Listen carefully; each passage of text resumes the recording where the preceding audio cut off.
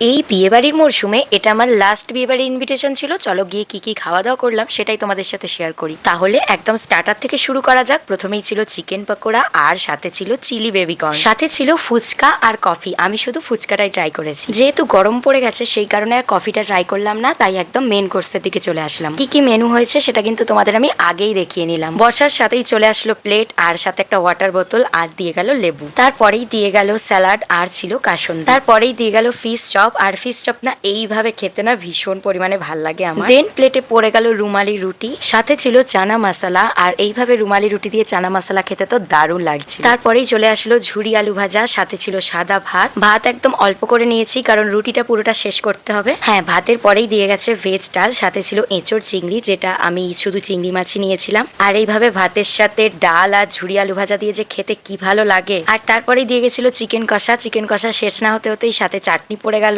সাথে ছিল পাঁপড়, আর একটা ভাপা সন্দেশ, আর একটা রসগোল্লা, আর সবার শেষে ছিল আইসক্রিম আর একটা পান।